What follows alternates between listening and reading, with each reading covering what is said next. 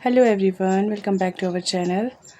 तो जी, आज की जो वीडियो है वो थोड़ी सी बहुत ही एक अलग सी वीडियो होने वाली है, क्योंकि ये वीडियो मैं आप लोगों के साथ शेयर कर रही हूँ अपने हस्बैंड की श्रीखंड यात्रा की।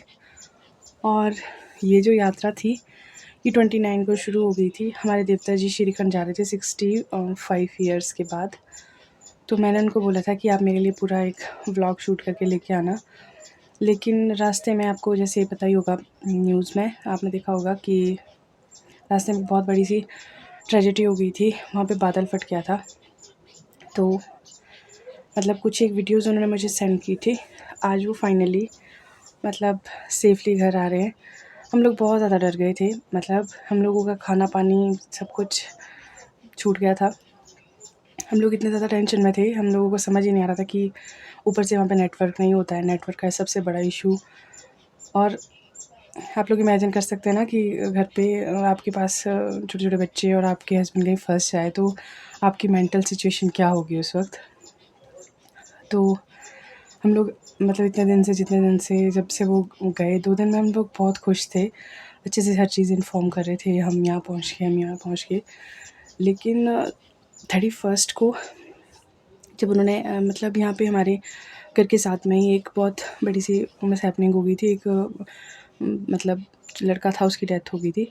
तो उन्होंने उस वक्त मुझे कॉल किया था कि बस हमारी वो उस वक्त 31 को ही हमारी बात हुई थी। 1 मिनट। तो जब हमारी बात हुई उसके थोड़ी देर के बाद, शायद 9 साढ़े 9 10 बजे हमारी बात हुई थी। उसके बाद ही वहाँ पे बादल फट गया। और आप इमेजिन नहीं कर सकते हो, वो बादल इतना नज़दीक फटा था कि मतलब उनकी जो जहाँ पे वो टेंट थे वो पूरे हिल चुके थे। अब मतलब बादल तो थोड़ा वहाँ से ऊपर फटा था शायद, लेकिन वहाँ पे ग्लेशियर था, वो बहुत ज़्यादा ख़तरनाक तरीके से फटा होगा। पता नहीं कैसी आवाज़ आई होगी उसकी, वो लोग ही जानते हैं। तो सुबह मेरी थोड़ी देर के लिए 6 साढ़े 6 बजे उनसे बात हुई थी। तो उन्होंने जस्ट इतना बोला कि हम लोग सब सेफ़ है, सब कुछ नॉर्मल है। लेकिन जब बाद में बोला कि वो मतलब 25-30 लोग अलग फंस गए और वहाँ बीच में खाई बन गई है, तो हम लोग इतना ज़्यादा डर गए थे, मतलब समझ ही नहीं आ रहा था। फिर इनके साथ मैं बिज़ी हो जाती हूँ। और अभी वो मतलब थोड़ी देर में पहुँच जाएंगे घर सब लोग। मतलब मैं उनके लिए वरिड नहीं थी, मैं सबके लिए वरिड थी। हम लोग मतलब जो जितने भी यहाँ से गए थे, हम सबसे पूछ रहे थे कि किस किस का कांटेक्ट हुआ, किस किस की बात हुई। बहुत मतलब एक गंदा सा ऐसा लग रहा था कि बस, पर फिर भी हमारे पास एक पॉजिटिव थॉट ये था कि हम लोग इस विश्वास के साथ कि वो एक बहुत बड़ी एक दिव्य शक्ति के साथ गए हुए हैं, मतलब हमारा जो कुलिस्ट है उनके साथ गए हुए हैं। तो फिर वहाँ से सोच रहे थे कि नहीं, कुछ गलत नहीं होगा, कुछ भी गलत नहीं होगा। तो फाइनली वो वहाँ से मतलब सब अच्छे से वापस आ गए हैं। तो चलो, जो वीडियो मेरे लिए कुछ काके ने सेंड किए, और बाकी जो भी मेरे पास वीडियोज़ है वो मैं आप लोगों के साथ शेयर करती हूँ। उनकी जर्नी और उनके सब चीज़ें कैसी रही, क्या क्या रहा, जो भी मेरे पास है वो मैं आप लोगों के साथ शेयर करती हूँ। चलो शुरू करते हैं। यात्रा की जो शुरुआत हुई थी वो हुई थी हमारे डमेड़ी गांव से, जहाँ पर हमारे देवता नगेला जी का मंदिर है। वहाँ से सभी लोग पैदल चलना शुरू करते हैं, क्योंकि हमारा देवता गाड़ी में नहीं जाता है, उसे पैदल ही लेकर जाना पड़ता है। पहले दिन वो रुके थे सिंगाड़ में, वो उनका पहला पड़ाव था।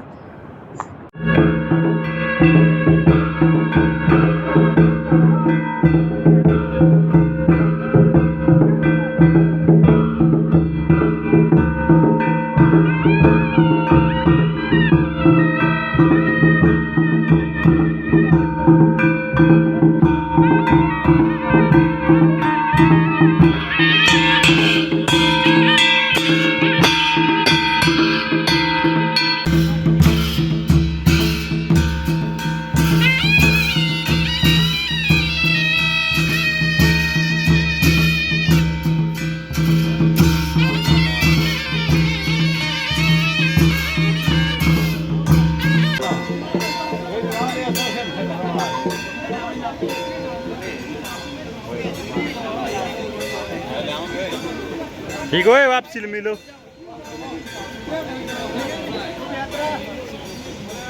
ये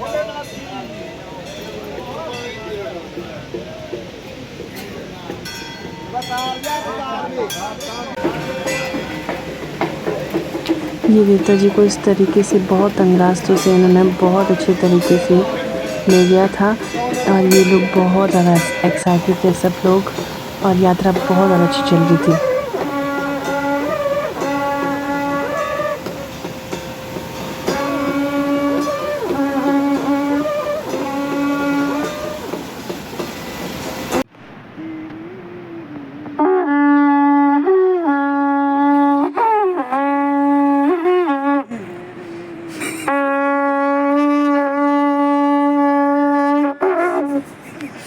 दूसरे दिन की यात्रा 30 तारीख को वो शाम को रुके थे थाचड़ू में। थाचड़ू से सुबह चल पड़े थे काली टिब्बे की ओर और वहाँ जाकर काली माता की पूजा करनी होती है, तो वहाँ जाकर की थी काली माता की पूजा।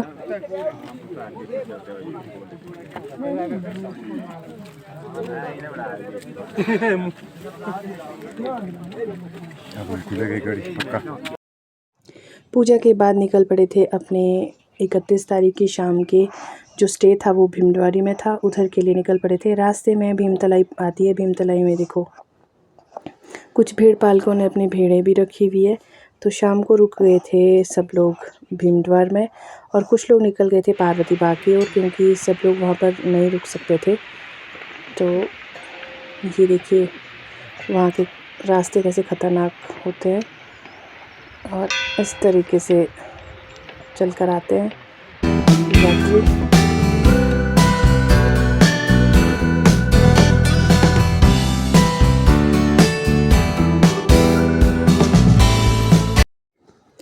रात को जो रुकने का स्थान था वो था भीमद्वारी और पार्वती बाग और 31 तारीख को जो सुबह का नज़ारा था वो कुछ इस तरीके का हो गया था, क्योंकि जो श्रीखंड महादेव है वहाँ पर फट गया था बादल और यहाँ पे बिल्कुल इनके टेंटों के साथ में ही एक ग्लेशियर था और वो भी शायद उस बादल फट जाने से वो भी फट गया था और इनकी जो सुबह थी वो बहुत ज़्यादा भयानक और डरावनी हो गई थी। रात को 12 बजे ही वहाँ से इतनी ज़ोर की आवाज़ें आई थी। तो ये है वो पार्वती बाग और भीमद्वारी के साथ में जहाँ पर वो बादल फटा था।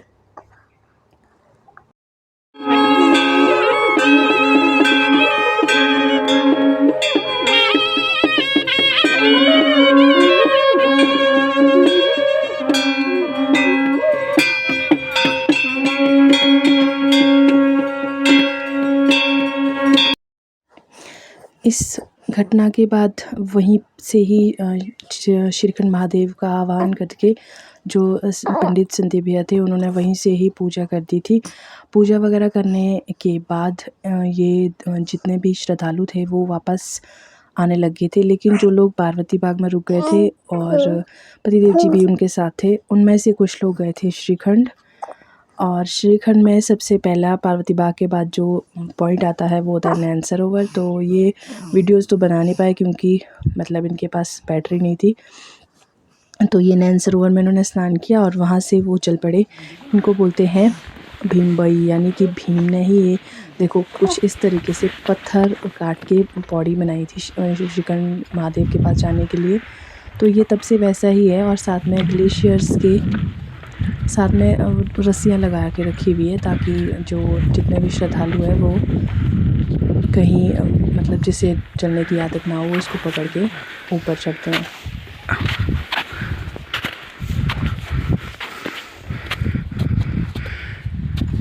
जय शंकर, जय भोलेनाथ, जय भोले।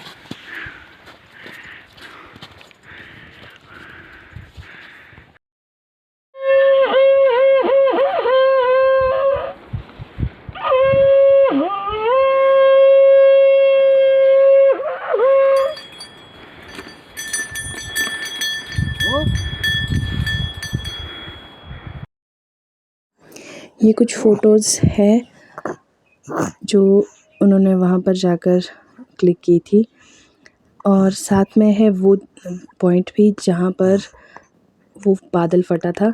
पूजा वगैरह करने के बाद 20-25 मिनट के अंदर अंदर ही ये लोग वापस आ गए थे।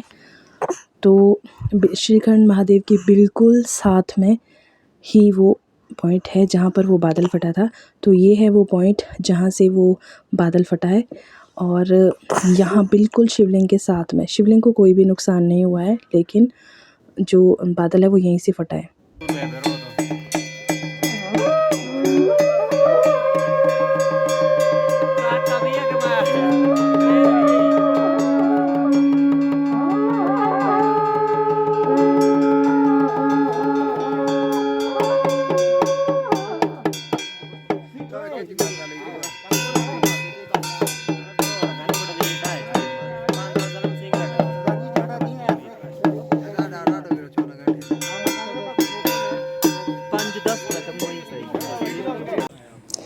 तो जो श्रीखंड महादेव के रास्ते का व्यू है वो कुछ इस तरीके से है। बहुत ज़्यादा सुंदर और बहुत ज़्यादा शांत नज़ारा है वहाँ पे। आप देख सकते हैं बादलों में भी ऐसा लग रहा है कि वहाँ पे भी शिवलिंग बन गया बादलों से भी। तो ये कुछ बहुत अच्छा नज़ारा है, ऐसा लगता है कि बादल नीचे रह गए और हम लोग ऊपर आ गए हैं। रास्ते में इस तरीके से आपको ग्लेशियर्स और नाले मिलेंगे, जिससे चलकर आपको ये यात्रा कंप्लीट करनी होती है। मुझे सबसे ज़्यादा डर लगा था इस पॉइंट और इस वीडियो को देख के। मैंने इसकी शॉर्ट वीडियो भी आप लोगों के साथ शेयर की है। इतना ज़्यादा ख़राब यहाँ से रास्ता था कि रस्सियों में पकड़ पकड़ के और पीठ में देवता जी और रस्सी में बांध बांध के इनको नीचे उतारा गया था, और बहुत ज़्यादा रिस्की पॉइंट था ये। सब लोग बहुत ज़्यादा डर गए थे, और शायद उठाया भी उन लोगों ने जिनके पास थोड़ा सा बड़ा सा कलेजा है। उन लोगों ने शायद इस वक्त ये यहाँ पे इस पॉइंट पे इनको क्रॉस करवाया था।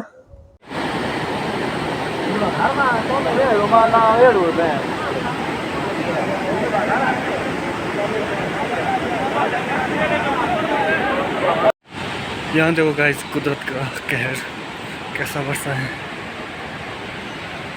यहाँ देखो पानी कहाँ से कहाँ तक पहुँचा है।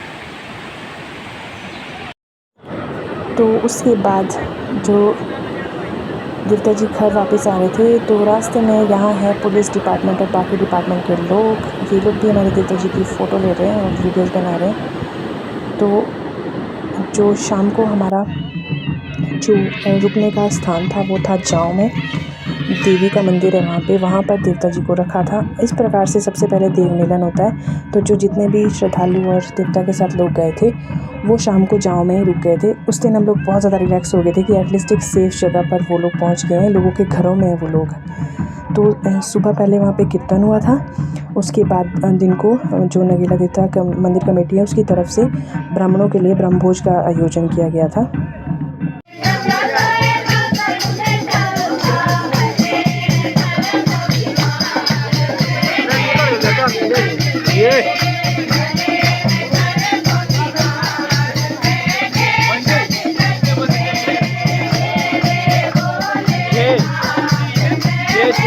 शायद पहले 10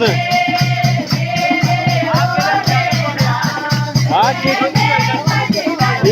में दर्द हो गई।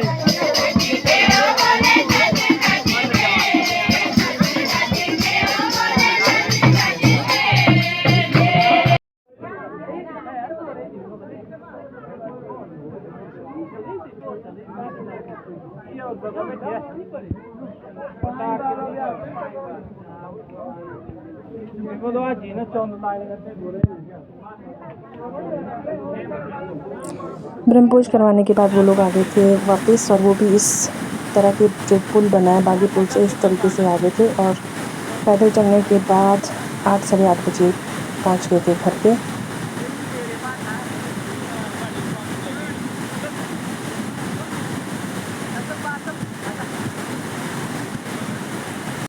नीचे कौन है? अच्छा, फूटी लाई है। अच्छा,